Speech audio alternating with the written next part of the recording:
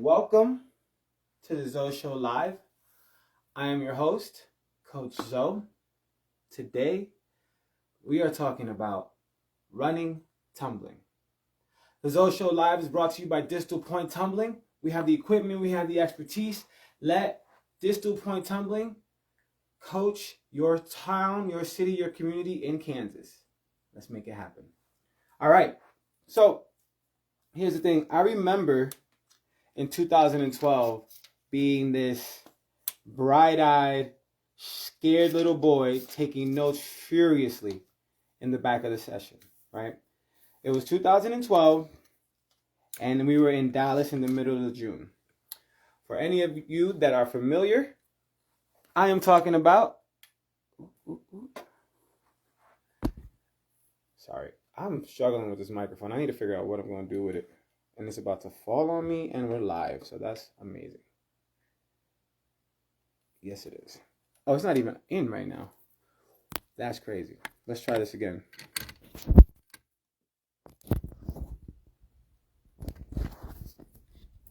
Guys, I am struggling. This microphone's falling. I can't get the microphone in. There we go.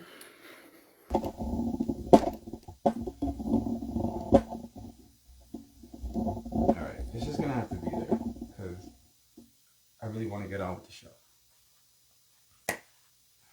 Thoughts and prayers. But, right? Here we go. Welcome to the Sunday night edition. I should have did that. I should have never touched it. Welcome to the Sunday night edition of the ZoShow Live. So let me start over because we're talking about running tumbling today, right? I remember being at the United States All-Star Federation, USASF National Convention in 2012. Okay? I knew nothing. And when I say I knew nothing, think about like a high school graduate. That's what I knew. Right? Like, oh, I cheered in college and oh, I was the captain on my team, so I'm obviously that guy. Nothing. I knew nothing about cheerleading. I knew how to do a standing tuck. Barely knew how to do toss hands. Barely knew how to do, I did not know how to coach, right? I knew how to execute skills. That's not coaching. I knew nothing. And I knew nothing about tumbling. And my boss, Bridget, knew nothing about tumbling either. So we both were like, we need to figure this out. Actually, she knew less about cheer than I did. And she was the boss. So she was like, I'm going to learn about stunts because that's more dangerous. Hi, you go learn about tumbling. So we split it up, right? And I'm taking notes furiously in the back of the class. I'm trying to take everything in because zero. How to coach a cartwheel, how to coach a round off. We all wanted back tucks. We wanted to be level 5. It was our first year. Second year, we wanted to be level 5. But, so I'm like, how do we get a layout? How do we get a full? But like, I'm just typing notes furiously. Blah, blah, blah, blah, blah. And then I'll remember, and I'm never going to forget this. I want to say it was the director of tumbling for Spirit of Texas All-Stars. He has this athlete demonstrating skills. And as he's doing it, he almost says it in passing. He says, when you're teaching tumbling, like when you're teaching a skill, make sure they learn it standing before they learn it running. Because if it's out of control when they're standing, it's only going to be a bigger mess when they're running. I didn't have to write that one down. I committed that one to memory. No problem, Mr. Director of Tumbling, man. I thought this man was spreading the gospel of tumbling that day. I just thought he knew no wrong, right? And so when I when I developed my tumbling program, that's how I developed it. I developed it with the athlete learning their standing tumbling first and their running tumbling second. But just like we had to unlearn, I brought you into this world, so I'll take you out of it, or I'll give you something to cry about. We also have to unlearn the idea that we need to coach our standing skills before our running skills. And I'm here today to tell you why.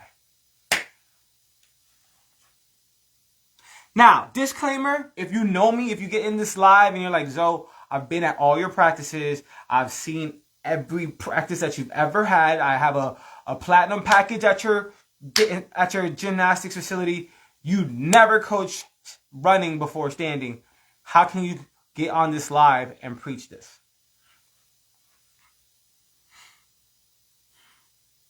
I'm not a do as I say, not as I do type of person. I always try to lead by example. Keyword is try. But I want you to remember two things. I developed my tumbling system from that meeting in Dallas in 2012 with the USASF and the head tumbling director of Spirit of Texas All-Stars methodology and ideology. I left there and I created a whole system. It wasn't until 2020 I just happened to stumble across the Tumble Doctor. I love his content, and he said he had a book on coaching back handsprings. I am a forever learner. I think that I always want to know more. I always want to, if I can have one more piece of information that can help an athlete get a skill, I want to know it, right? So I bought the book and I read it. And he said, you should coach your running tumbling before your standing tumbling. And I said, that's crazy. I would never do that. And then I read the very next line and I was like, oh my goodness, this is genius. This is genius, right? Of course you got to teach your running tumbling before your standing tumbling. It only comes to reason once you think about it, right? So, going back, I realize I don't close a lot of my stories. I'm sorry. Going back, the reason why in my classroom, in my actual tumbling facility, I do not coach running before standing is because there's something called in math or in life called reversion to the mean. If you take a sample over and over from the same thing, you might have some outliers, but after a long period of time, it's always going to kind of even out and do what it typically does. Right? I developed this program in 2012. It wasn't until 2020 when I got this new concept. It's only 2024. It's still it's half as old as my old concept, and I've been building on it, right? So it's hard. I don't have my classes set up. I don't naturally coach that way. And so whenever I'm in a jam or I show up to practice late or I'm having a bad day or I didn't make a plan, I coach what I know.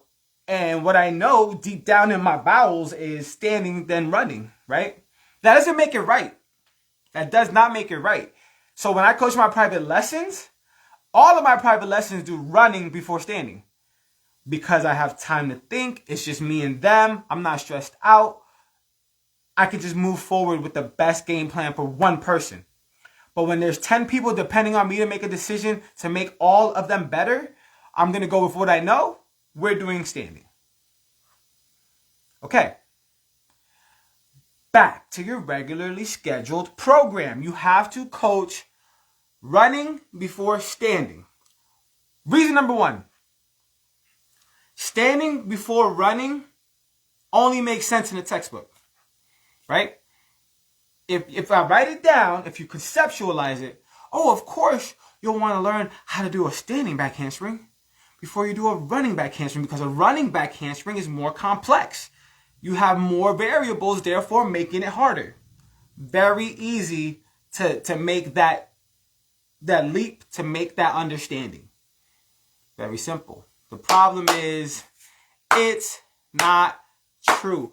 I can't make the parallel correlation right now because I'm an adult, right? But if you've ever spoken to a child who has like a little bit of information, they'll speak from the clarity of that point of the information without taking the rest of the world into context. And that's kind of what we're doing with that.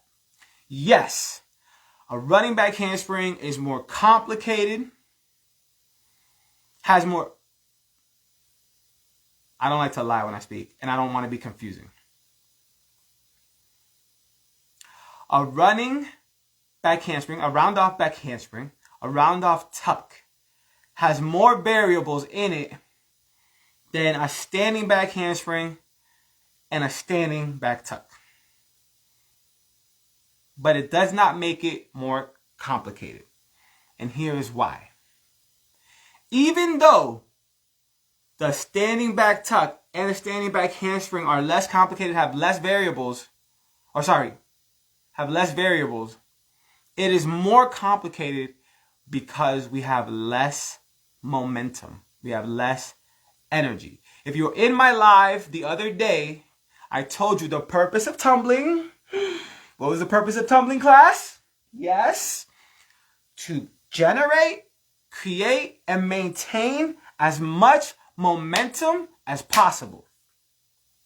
That's the purpose. That's the purpose of tumbling. If that's the purpose of tumbling, which part of tumbling is closer with the purpose of tumbling? Which one coincides better? Standing or running? Okay? Point number one.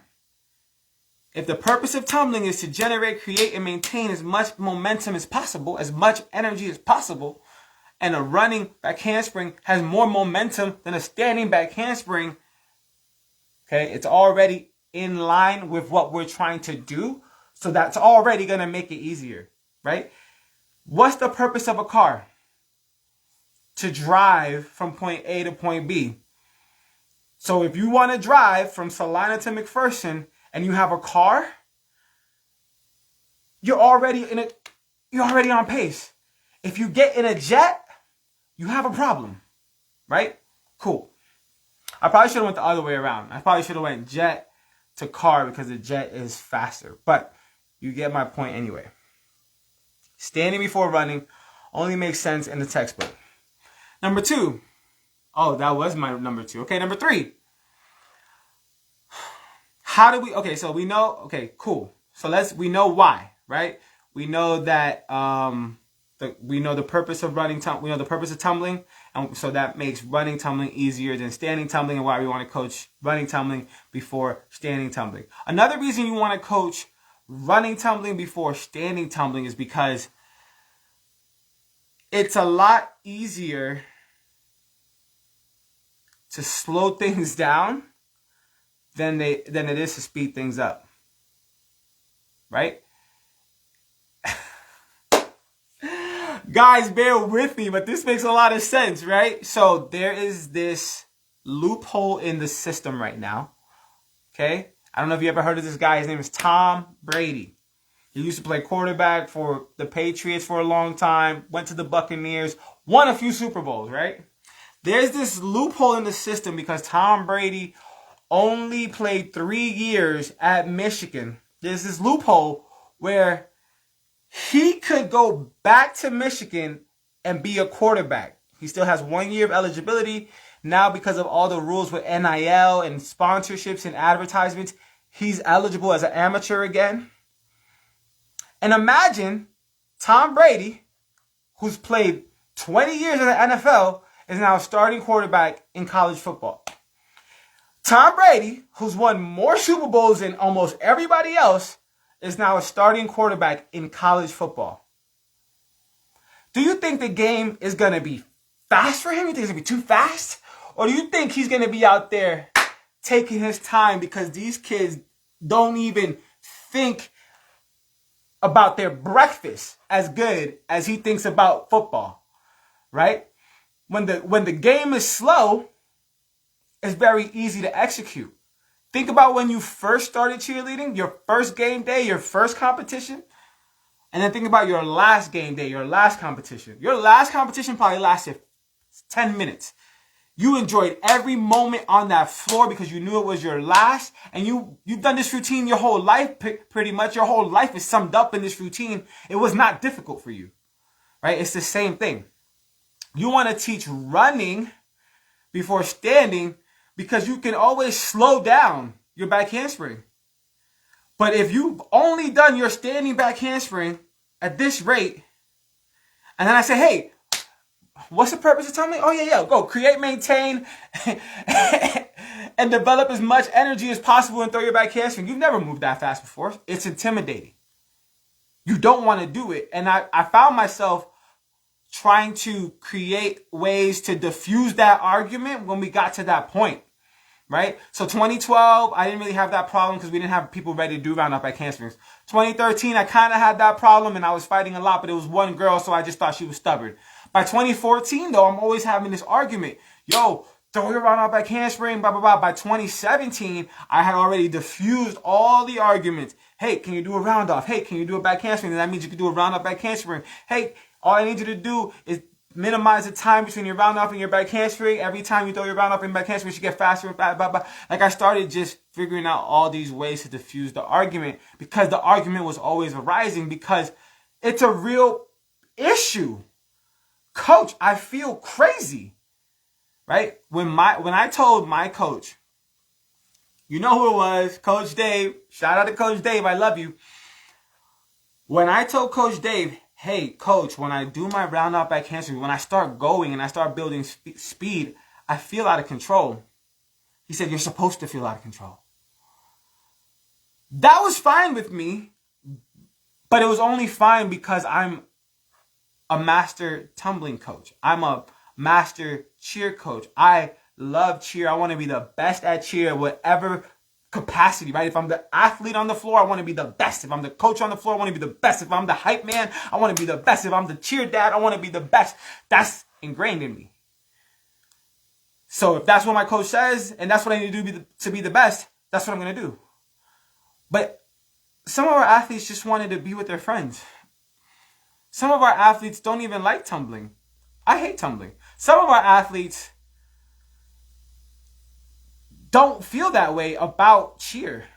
And so just saying, hey, you're supposed to feel out of control, no one's buying that. Like it's a hard sell. By teaching round off back handsprings first, that's all they know.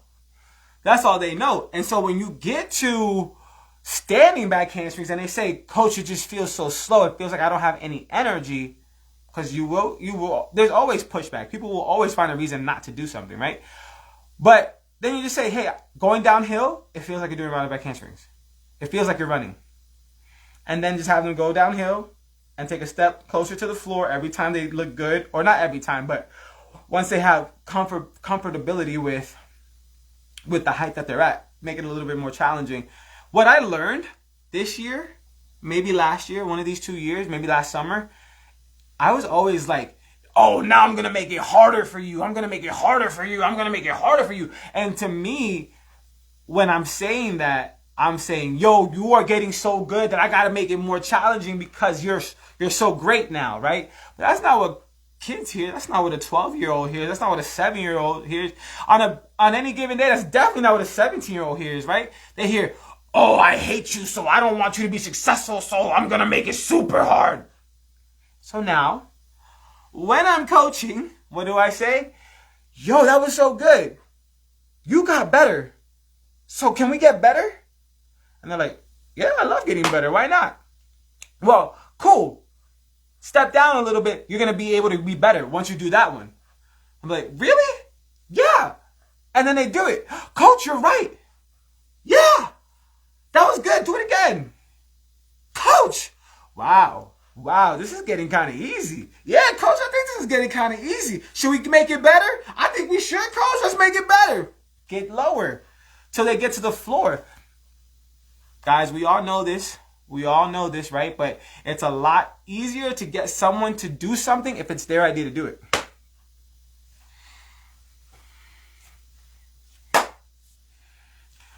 It's a lot easier to get someone to do something if it's their idea to do it, right?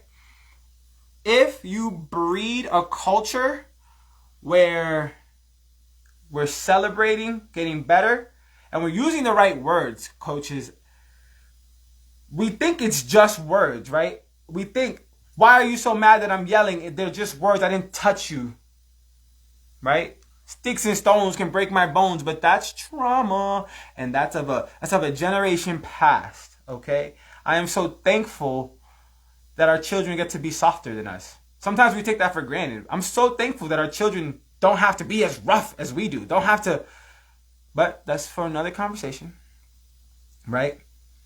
make sure we're using the right words when we're talking to our athletes, because the right words can be taken the right way.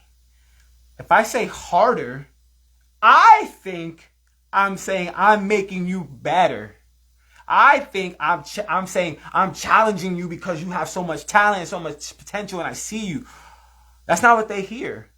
They hear, oh, you're looking at me and I'm looking at me, so it's hard for me to say it, but imagine like, not Snoop, Charlie Brown. I hate you. I'm going to wreck your life, right? That's what they hear when we say something like harder. Okay, so use the right words so that they are more excited about what they're doing, and help them, make them feel like it's their idea. Empower them to go get it. Thursday, I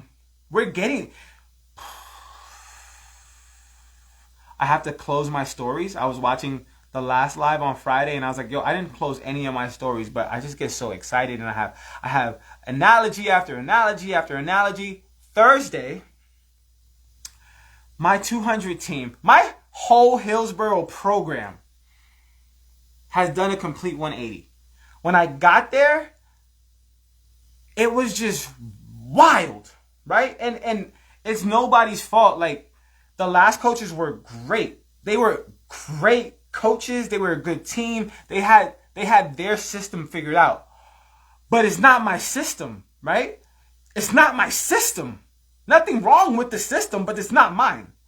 And so these kids, I didn't know if I was going to be able to help them, right? I had people leaving left and right, like, yo, I don't feel like my athlete's getting better. And it's like, well, we just spent 6 weeks unlearning everything they thought they knew that I can't coach, right? It's not that what they were doing was necessarily wrong.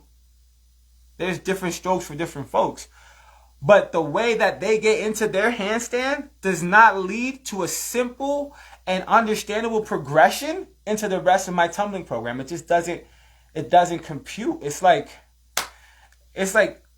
you have a squad that's only competed in stunt and then they try to compete all-star. Everything looks similar. We can name the names, but it's not the same. It's not going to score the same. It's not going to have the same outcome, right? It's not going to be the intended outcome. And so I didn't know if I was going to be able to help this Hillsborough group because they just had too much experience already that's different from my experience. But this last Thursday, man, I have 4 girls going for it. One of them, little Sadie, she's like 6, 7 years old. I love that girl. She's a fireball. And like, it comes off as rude, but it's only because it hadn't been channeled yet, right? Like the first 2 or 3 months, she really had static with me a little bit. Like fake static. Like, dang, I was telling a different story.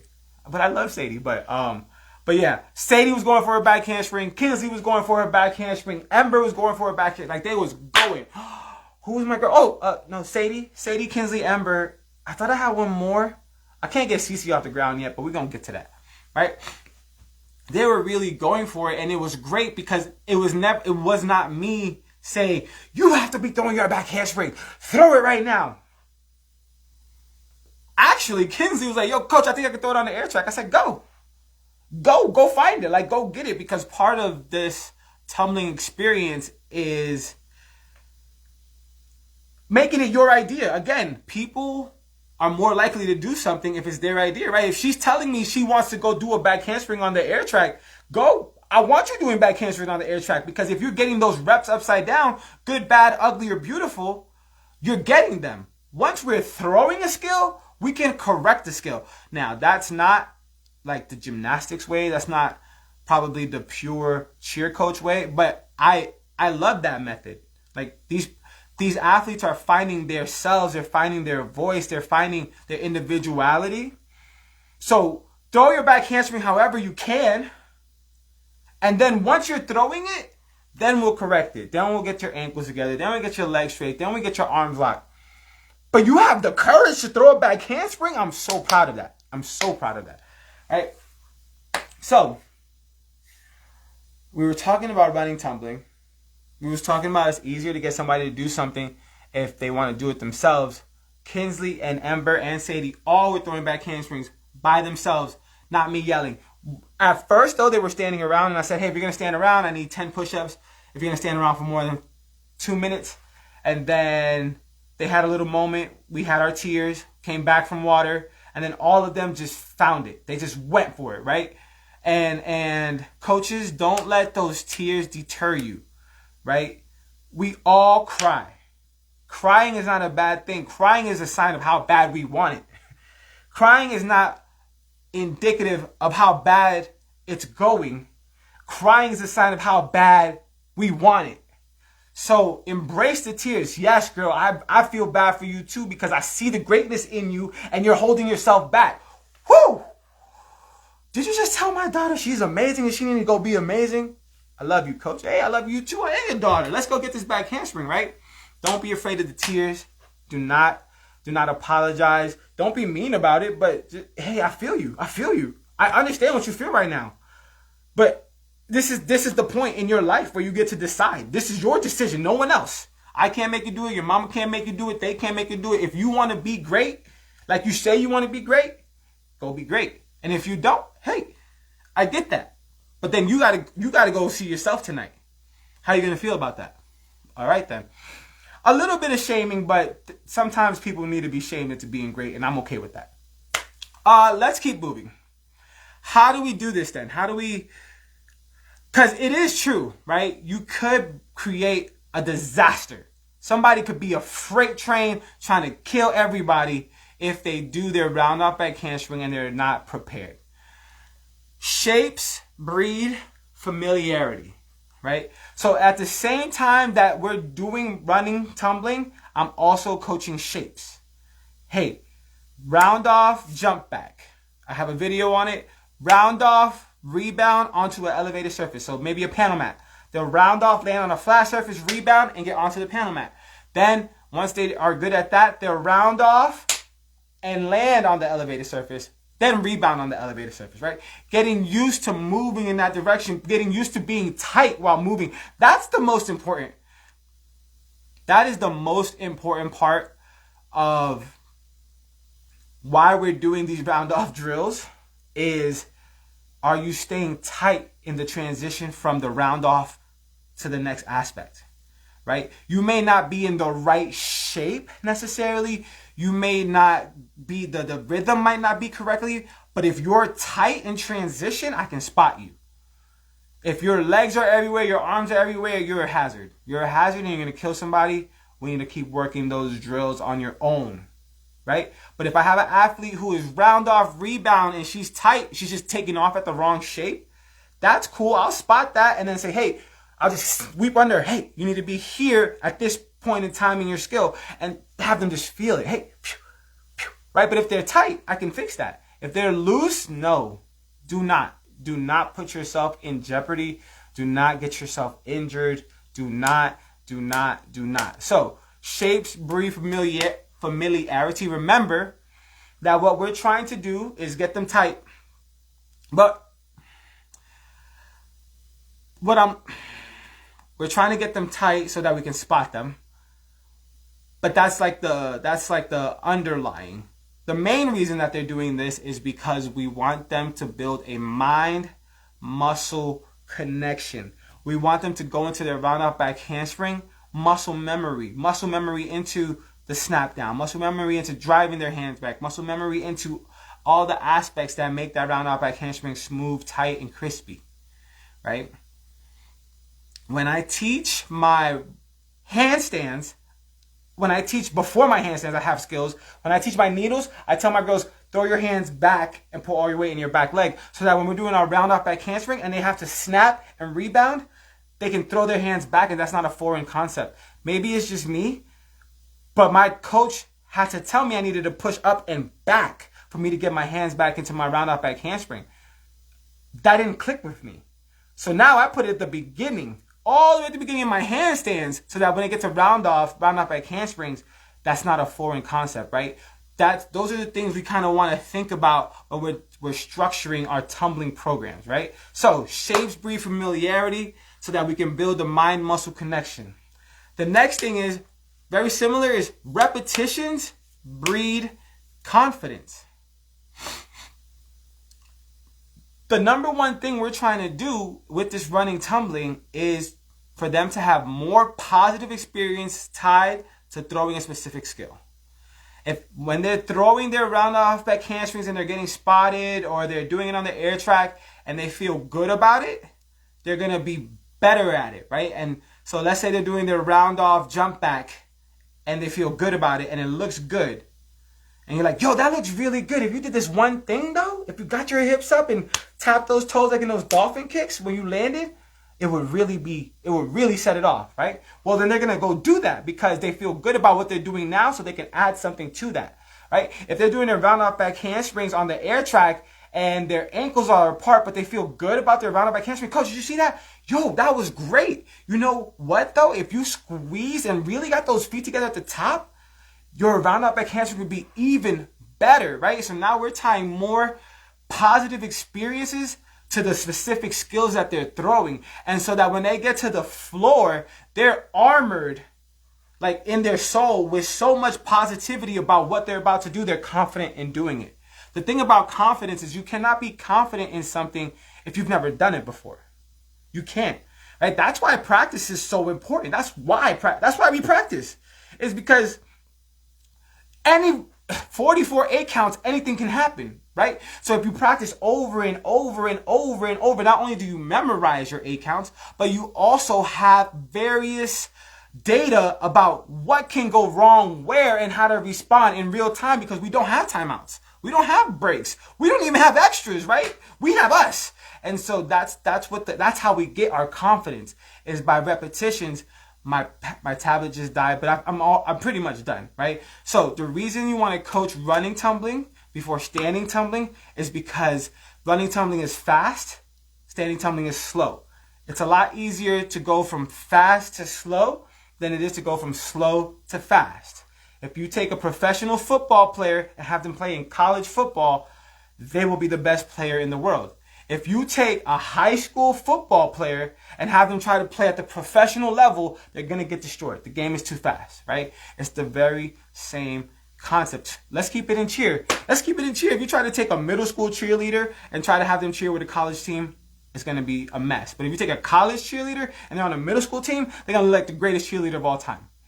So by coaching running first and then standing, they're going to be so confident in all the running that they did that slowing it down is not going to be difficult. You will always have arguments, and you will always have, not arguments, but you will always have the disagreements. Have them go downhill standing and then work their way to the floor. So from a wedge mat to the floor mat.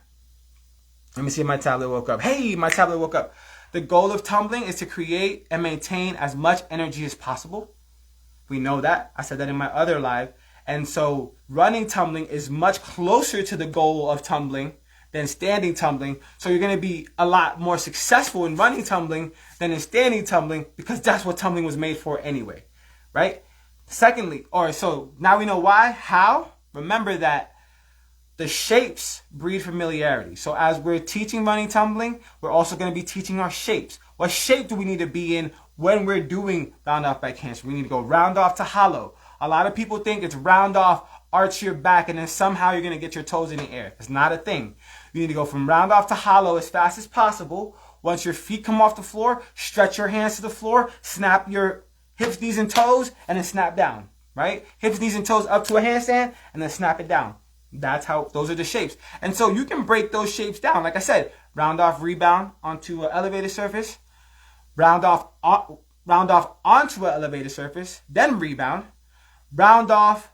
You know what I like to do that's very hard to execute, but if you execute it, it makes round off back handspring easy, is rounding off from an elevated surface. Your hands take off from an elevated surface into a lower than sea level surface, like lower than ground level, and they have to snap all the way through to their back. That drill is amazing for your round off back handspring timing, but kids hate it because they don't understand their feet not touching the floor when they snap. It's a very weird concept. And then they don't want to land on their back, because even though wherever they're landing, whether it's the pit or a resi, they just assume that it's going to hurt. But if they can execute that drill, that's an amazing drill for that round off back handspring timing. So shapes breed familiarity. So while you're teaching them running, tumbling, have them learn their shapes on the way. What we're looking for is obviously the shapes, but the underlying tone is that they are tight in transition.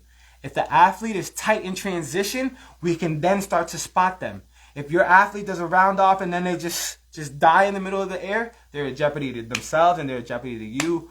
Keep them working their shapes. And then last is repetitions breed confidence. Repetitions breed confidence. We want more positive experiences throwing a skill than negative. So have them throw their round off back handsprings wherever they feel good about it. Have them throwing their round off back handsprings on an air track. Have them throwing their round off back handsprings on a rod floor. If you have a spring floor and a dead floor, have them go spring floor then dead floor. Just have them throwing it in places that they feel good about it. Make those corrections in the places that they feel good about it until they have corrected them to the point where they feel good about them, and then take it to the next more difficult point, right? So if you have let's say we have 3 points of difficulty. We have the air track, which is the easiest, the spring floor, which is challenging, and then we have the dead floor, which is nobody goes over there. Have them do their round off back handspring till it's beautiful on the air track. Then what most likely is going to happen is they're going to go to the spring floor, and the corrections you needed to make on the air track, they're going to have to make them on the spring floor, because now they're so worried about tumbling on the spring floor that they're not thinking about the corrections they made. It's typically how that works.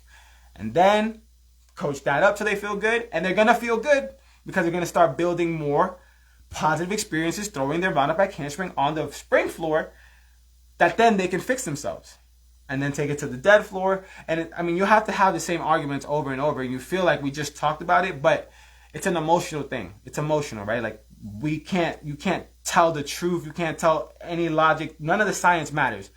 Even though it's the same skill on all 3 phases, to them, the opportunity of death re-heightens every time they get to a more difficult station. So just be patient, just be loving, and talk them through it. Hey, thank you for watching today's live. I was a little bit all over the place, but I promise you all the analogies made sense. And I closed all my stories today, so it was a little bit better than Friday. But I'm Coach Zo. I'm your host. This is the ZoShow Live. If you guys need help with anything, if you guys need a mentor, if you guys want your lives to be easier, if you're like, yo, I don't know how to coach jumps, I don't have any cheers for next season, I don't know how to put up a prep, I don't understand any of this, hit me up. We have a 6-week mentorship program. I have over 100 training videos on all of this stuff, okay? I will help you. You're going to have an amazing season, and your athlete's going to love you for it. See you guys. Peace. Thank you, Holly. I can't turn it off. But thank you for watching.